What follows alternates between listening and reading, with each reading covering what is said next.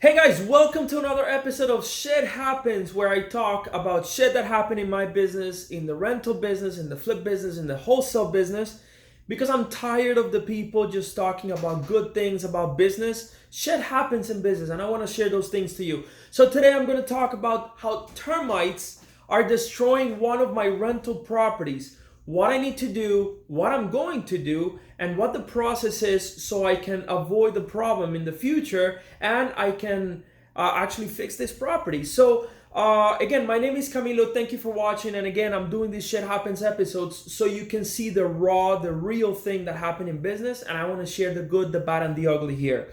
So, today, again, I want to talk about how termites are damaging my property. So I got this phone call from my tenant. Hey, Camilo, every time obviously I collect rent and this and that, and he was sharing with me. His name is Robert, and he lives down in a property in Fort Lauderdale, and he's been telling me that he thinks he has termites damage because he sees the little flies and little things on the floor, and but he wasn't sure about it. So he called the pest control, and he tried to take care of it himself by buying a couple things here and there from Home Depot. That didn't work.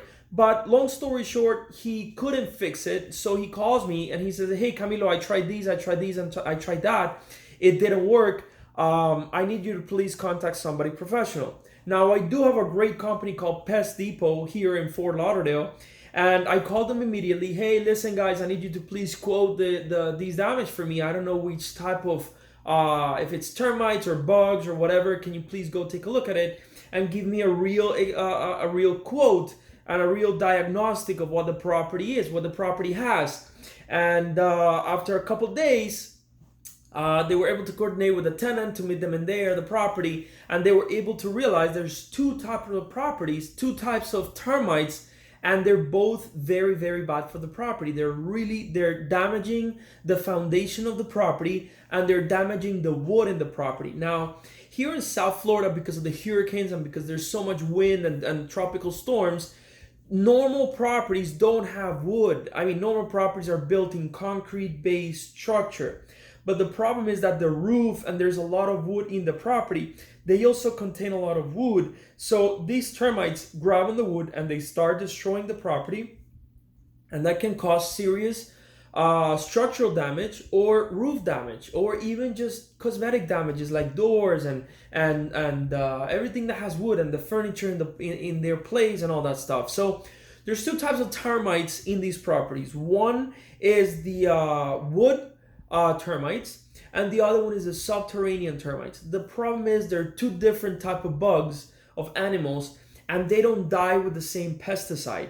For the wood termites, we need to tent the entire property, and everybody needs to be out for 3 days. Now, the fumigation, the gas that is gonna take over the property, that is gonna be when it's protected, is gonna be up in the property for about 24 hours. The problem is that gas is toxic. And everybody need to be out. Everybody and their pets, and like everybody who's in the property, they need to leave the property for 3 days, because the first one is the gas. The second one, they come in, they open the doors, they open the windows, and they have somebody out there waiting just the entire day so they can allow the gas to exit through the windows and through the doors. And then the following day is when the tenants can go back in. They are allowed, or they have to take their food with them and their medicine. Now, not all the food is going to be contaminated with the gas. Again, this is a gas to kill bugs, but it doesn't get into the food. But if you guys have any questions, you can contact a termite or a pest control company, and they can give you more details about it. I'm just telling you what I understand, what I know, and my point of view as an investor. So the termites are damaging the property, and that's very, very uncomfortable for the tenant, because they're having bugs in the floor, their foundation is being compromised, and it's very costly for me, and it bothers me. It has me worried because my tenants are not happy. And one thing that I do is I'm a nice landlord when they're paying on time and when they're taking care of the property. I'm an asshole when they don't.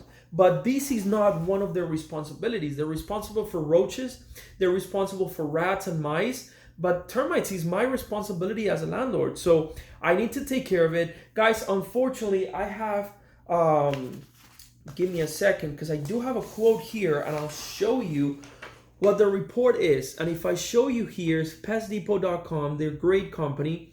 That's the property address, the tenant's number. And if you can see, let me show you. It's here. It is $595 for subterranean termites, and over here is $1,583 for the other termites. It's a total of $1,583 for this invoice. You guys can see a date here. It's July 31st is when they quoted me for this. And I wanted to share it with you because it bothers me and it bothers the tenants. So I don't want to be bothered anymore. So one thing that works for me is, number one, so you can learn from this, is number one, have a good pest company. Have a relationship with them, get to know them, and because they have repetitive business with me. And I didn't print it, but this quote was originally about $1,700 because they estimate me, because they get a lot of business from me, because they know who I am, because my checks never bounce, because we have a good relationship. They were able to lower it about $200. $200 out of a $1,500 invoice, that's, I don't know, 18-20% discount just for being a good client. So have a good company that is licensed and insured, and they're professional, and they give you warranty on these. Because let me tell you something, they're gonna tend the house for the wood termites. Oh, I didn't explain you, the subterranean termites, it's a different bug, and they are treated differently with a different chemical. Because when they tent the house, the subterranean termites are under the foundation of the property, and they're not gonna die with the gas when they tent it. So they have to come in. I honestly don't know how the process works, but they treat the foundation of the property so they can kill these pest control. They can kill these termites. Now, the good thing about these gas is, as soon as one little animal gets contaminated, they go back home to their king or queen or whatever, and they start contaminating all of them. That's how the entire family or the entire termites, the entire bug in the entire house dies. As long as just one is contaminated, is going to contaminate everybody else. However, obviously, that's going to take a long time. They just put the cover and they kill them all, and that's what it is. I mean, I need my family to be comfortable, and I need to protect my home. So I don't want to be worried anymore. That's why I have 3 actions to take on this. Number one is, when you collect rent every month, you know how everything I do is cash flow. It has to cash flow positive. If not, then it doesn't make sense as a rental property. If it doesn't have positive cash flow, I just don't do it. So I take into consideration these type of expenses. I know I have to pay for taxes every year. I know I have to pay for insurance every year. I know I have to pay for mortgage and insurance in some of the properties that have a mortgage on, because some of them are paid off. But if I have to account for all this, I also have to account for big expenses, like when the AC breaks, when the roof need repair, when the termites come in and damage the property, if there's a structural damage, if I have to repaint the house, if I have to replace appliances.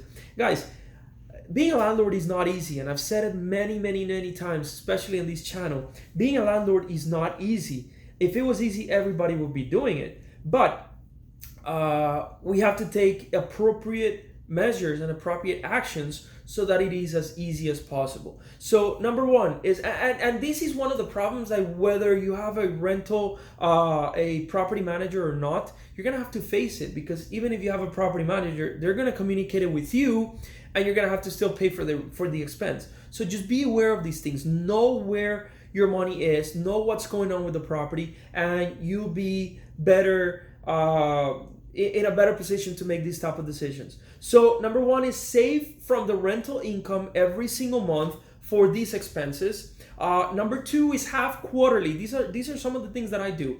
I have quarterly visit to my homes. I quarterly visit my properties. Every 3 or 4 months, I go by the properties, I knock on the door, I tell them, I give them a 24-hour notice, and I take 1 or 2 days just to go around every single property. I create a route on Google Maps, and I go visit every single one of them. I actually have a key for every single property, but I need 24-hour notice to tell the tenants, hey, I'm gonna be there between 12 and 1 tomorrow, Wednesday, whatever. And I give them proper notice, or I just knock on the door and they're gonna be there. I walk in, I ask them how they are, what's going on.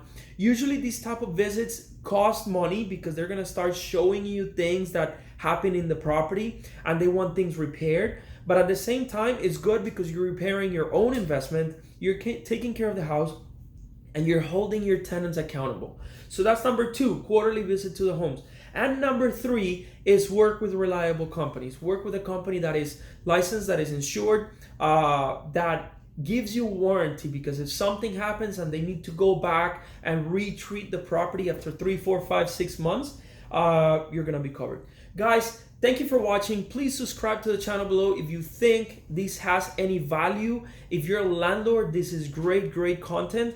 I'm posting a lot of videos about rental properties because, again, it's not an easy business, but I want to share what happens to me. And these shit happens episodes are shit that happen in my business, in the wholesale business, in the flipping business, and in the rental business. I just share my experience because everybody says that if you buy a rental property, oh, you're going to be financially free. Or you're going to be able to drive a Lambo if you work on these for 2 months. Oh, sign up for my coaching program and you're going to be able to make $200,000 in less than 6 months. That's bullshit, guys. That is BS. I work full-time. I'm a full-time investor.